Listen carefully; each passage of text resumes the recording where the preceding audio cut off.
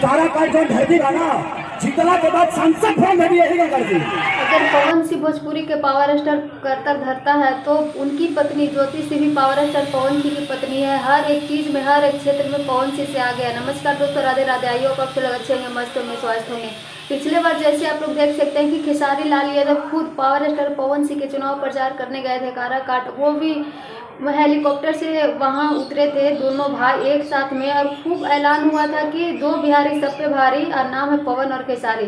तो वही खेसारी लाल यादव इस बार ज्योति भाभी के भी चुनाव प्रचार करने जाएंगे काराकाट और डेहरी में, क्योंकि ज्योति भाभी को बहुत ही ज़्यादा मानते हैं खेसारी भाभी। खुद कहते हैं कि पवन सिंह मेरे बड़े भैया हैं, तो उनकी पत्नी मेरी भाभी लगी और भाभी माँ समान होती है, तो उनका चुनाव प्रचार करना मेरा फर्ज है। और ज्योति भाभी के फुल सपोर्ट में खेसारी लाल यादव उतर चुके हैं।